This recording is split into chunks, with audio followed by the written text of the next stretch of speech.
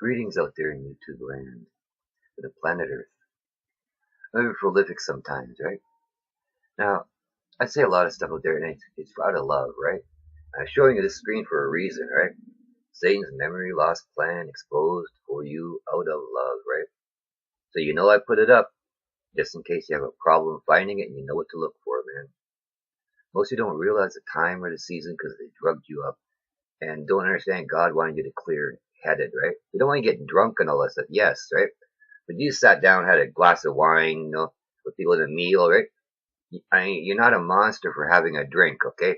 But if the drink controls you, you got a problem, man. You can't drink to drunkenness. You'll do stupid stuff when they're drunk. Just word, right? You know that. I know that. Come on, keep it real, right?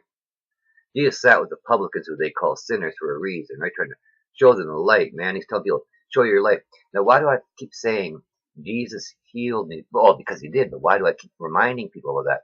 Remember, Jesus, what did Jesus do? He ran around healing people. And what did they do? They ran around telling people, hey, guess what? This guy named Jesus healed me, man. He's for real. I mean, we're still living in the Bible, and I am a Bible character, just like you are. How can I say this? Because the Bible's unfolding around us. There was a then, our history. I keep telling people, if you don't learn from history, you're doomed to repeat it.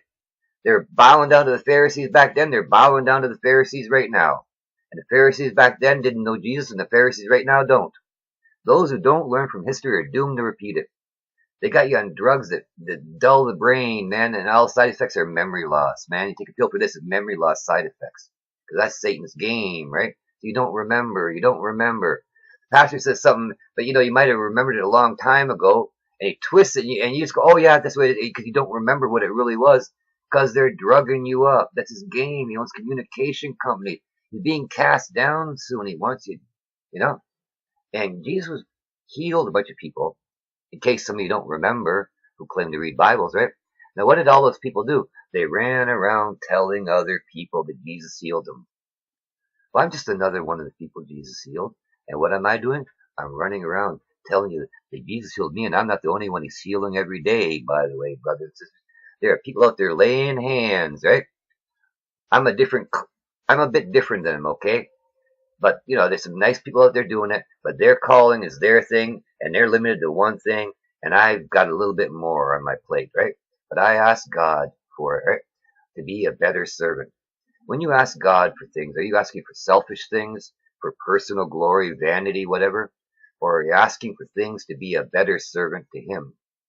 I asked for some things, and He apparently thought I was asking for the right things, and He blessed me with them. And that's it, and I'm here as one of the people He healed. Yep, doesn't matter the time, doesn't matter if it was then or now, same boat. Hey, they ran around telling people I'm doing the same. There are others out there telling people how Jesus healed them, to wake you up and say, hey man, He's real. And you're still living in the Bible because it hasn't reached the end yet, in case some of you don't remember, because you've been taking all those pills that numb your brain, and they have the memory loss ones. Come on, keep it real. If Jesus healed me, He can heal you. If Jesus is healing me and other people, then why are you living that worldly lifestyle? Because we're out here to prove to you that Jesus is real. Why do you think He's got us around telling you, hey man, as I always say, read your Hebrews 5, verses 11 to 14. I don't say 12, I say 11. Pay close attention to 11. He's got so much to say, and He wants to tell you, but it's really hard, because you don't want to hear. You're turning a deaf ear, man. You're playing Satan's game, and He's drugging you up so you don't hear it.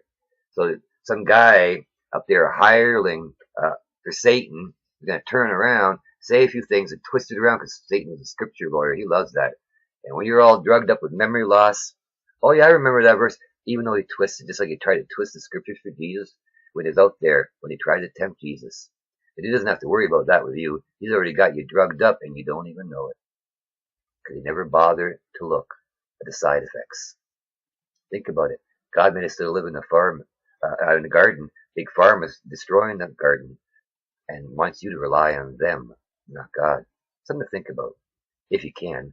Get off them pills and get on the herbal teas like God said, and He put me on them, and it's changed my world. I've been drinking a little bit of that espresso gold. One guy's been making me a lot of coffee, too much in there.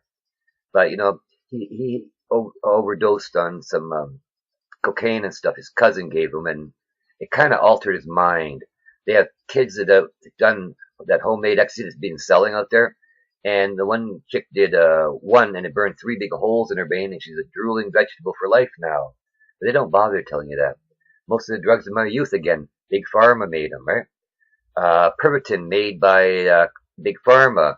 Hitler did it. It's early meth. Oh yeah, Big Pharma made meth. Something to think about. It's all over the streets right now. Have a great day. Bye bye.